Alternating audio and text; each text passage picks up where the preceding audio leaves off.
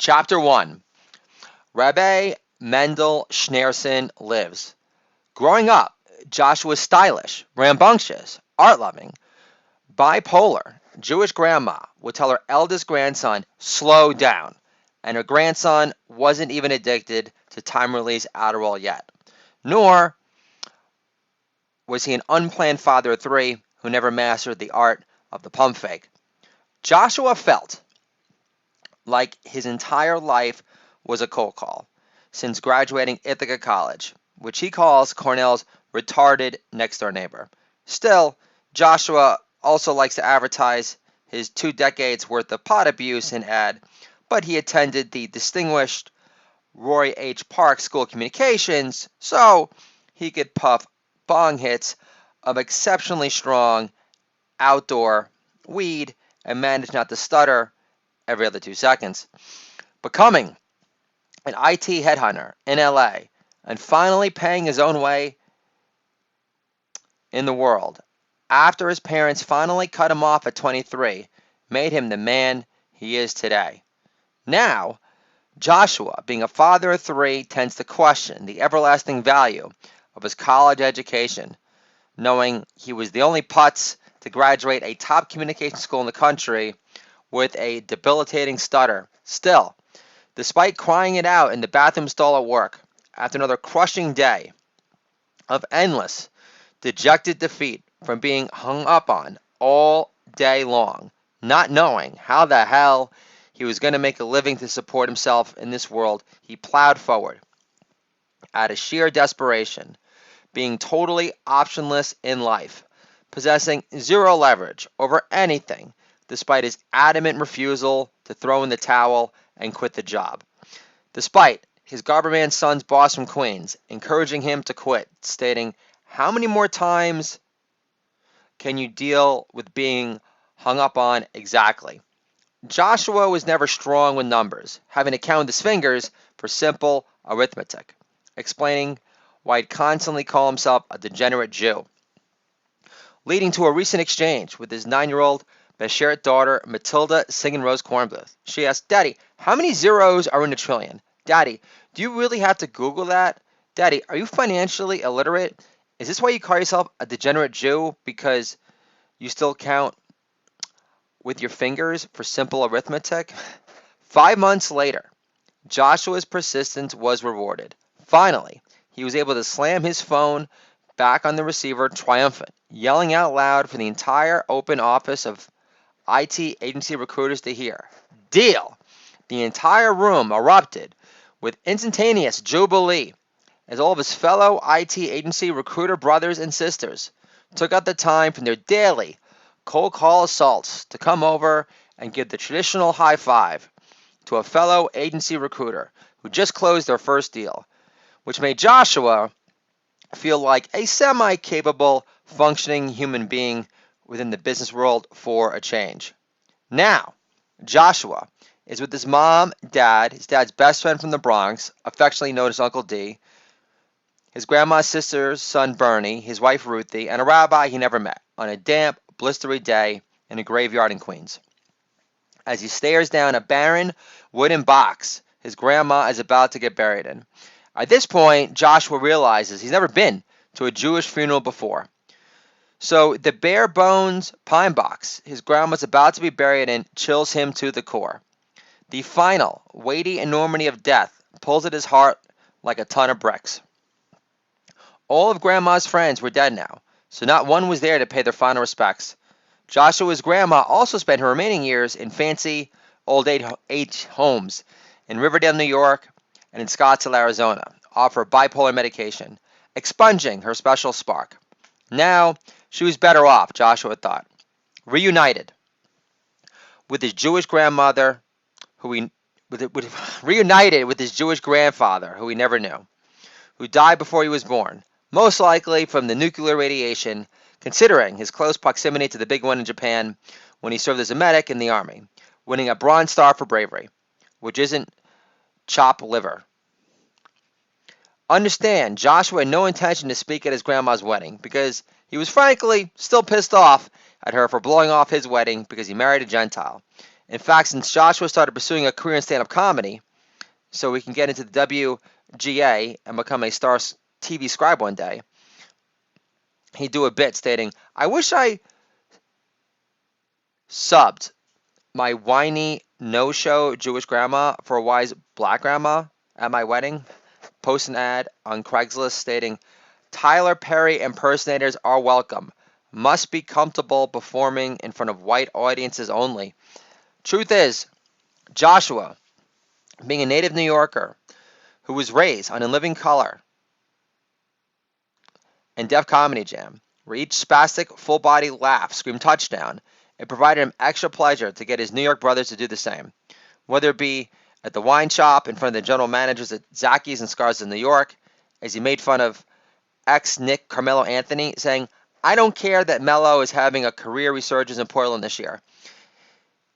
Melo should still be the next spokesperson for Tampax tampons. Name another ex-NBA All-Star responsible for stopping so much flowage."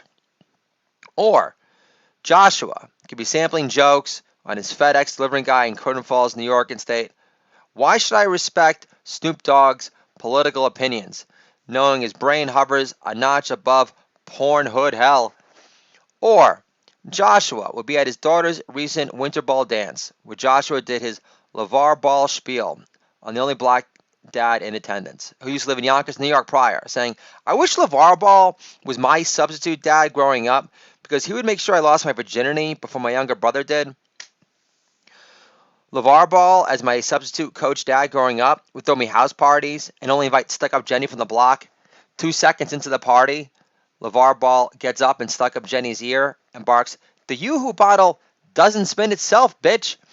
Or Joshua would bump into his black neighbor, who was a Vietnam vet, on the Croton Falls Metro North platform before an open mic in the big city, which is the nickname all three of his kids affectionately call Manhattan. Joshua would get his yak pipes warmed up and sample some edgy material on his Vietnam vet neighbor, who always enjoyed his Knicks material the most, and say, "There's no way KP raped the neighbor in his apartment building the day he tore his ACL. Because for starters, going strong to the hole was never KP's forte. Last, do you really see Harvey Hairclumps Weinstein trying to rape Wonder Woman, played by Gal Gadot, on only one good leg? But at least Harvey Weinstein's wife of 15 years finally divorced him to focus on her lifetime battle with amnesia." After these series of unasked, superimposed, laugh-scoring jokes would ensue, Joshua would receive heartwarming compliments from his fellow New York brothers, such as, "I paid to see you perform. That one's good," or "You need to be doing these jokes on stage immediately." These effusive, praise-heavy reactions outside of the spastic hee-haw laughs, which screamed touchdown, kept his funny man, punchy spirit afloat, with no clear, funny money paydays in sight. Much more so than any shadow banned retweets of his jokes, which were plenty, before he got suspended from Twitter for spreading social unrest, for insisting that coronavirus was man-made and not caused by a cute pet porcupine sold at the wet market in Wuhan because it spewed a giant load onto Tom Hanks' wife, Rita Wilson, when they were in town for a film promo shoot, because Babe the porcupine got nervous around such a D-list star of her caliber, who's far easier on the eyes than Kathy Griffin, who looks like Clifford and Trans Chucky had a baby these days.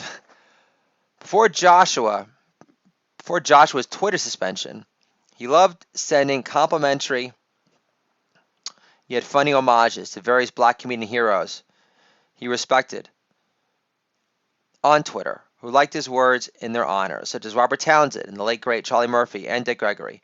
Joshua was also a longtime lover of the New York Knicks, which he describes as an arranged marriage his father pushed on him, despite him never having a ring to show for it. Before Joshua became an unplanned father of three, he experienced an epiphany while on a run at his old high school within the bucolic, hilly, tree-topping surroundings of Westchester County in Edgemont, New York.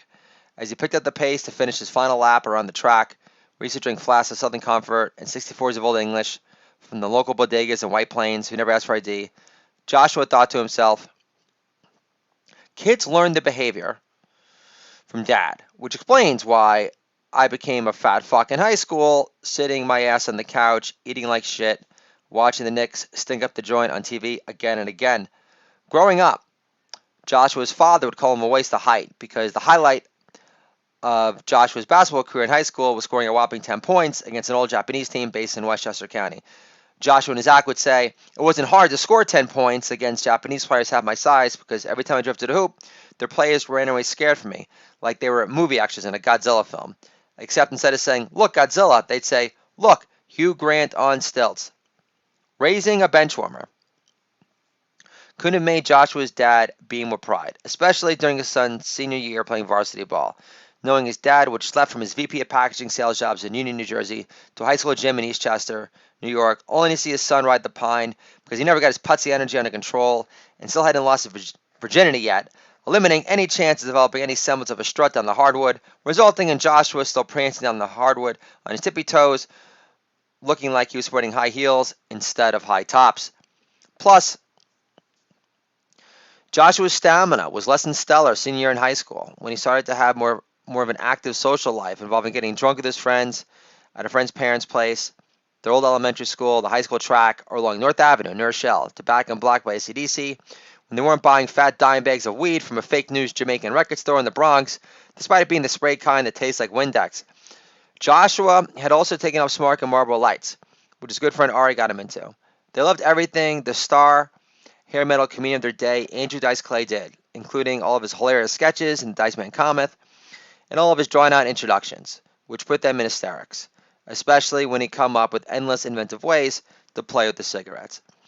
After Joshua spent a summer in Israel for Masada Teen Tour, which his late grandma paid and pushed for, he finally felt like a man on the rise, with the semblance of mojo working in his favor for a change.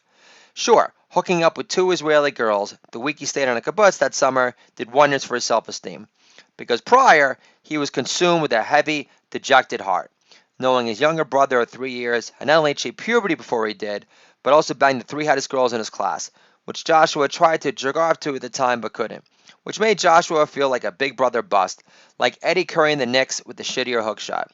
Chances are Joshua doesn't have the senior yearbook staff invent a new award in his honor for grooviest if his grandma never insisted on sending her eldest grandson to Israel that summer, before his senior year of high school, which finally shattered his pangs of shy controlling isolation in his head. Nor would Joshua end up winning the International Award for hooking up with the two Israeli girls during his Masada Teen Tour in Israel if his grandma never made the Masada Teen Tour happen for him. Prior, the only award Joshua ever won was for Most Improved Basketball Player at Sleepaway Camp in Kent, Connecticut, marking another award invented in his far less cocksure honor. Joshua was overwhelmed with emotion when he won the Most Improved Basketball Player Award at camp, getting a basketball for his trophy, shedding tears of pent-up loneliness, dejected angst, and hard-earned, deserved joy all at once.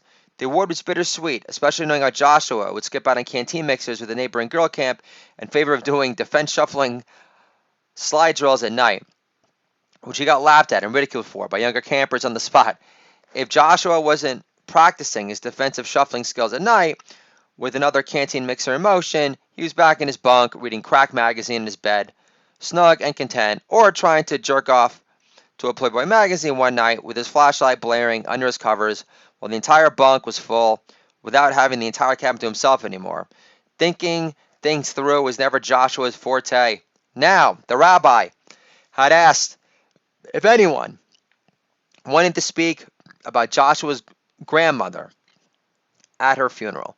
Joshua was consumed with a lofty spirit and finally reached peace with his grandmother, blowing off his wedding because he married a Gentile. He said, "I love my grandma. Without her giving me some Pfizer stock money amassed from her years of working as an executive assistant at the corporate headquarters in Manhattan, I never would have been able to throw myself into open mic stand-up in LA with the hope of getting funny enough to write for shows like Family Guy or for a TV show I created one day.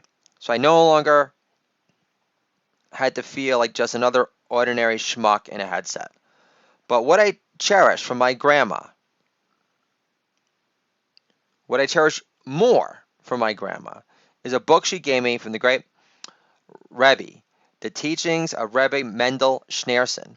Think good and it will be good. The great Rebbe says,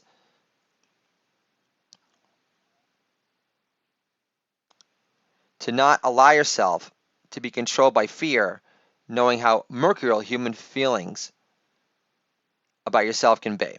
Of course, I'll never forgive my younger brother for writing some girl's phone number on the inside of the book cover, but he didn't know any better, I'm assuming. So my grandma had no filter and she busted balls. That's what Jewish grandmas did back in the day. After the funeral service, the rabbi managing the funeral service approaches Joshua and greets him with a warm, respectful smile. The rabbi says, "Joshua, tell me more about this dream your grandma helped make happen for you. And who do you write for now, Joshua?" Joshua laughs inside and says, "Myself, Rabbi." Lady laugh, take your pick.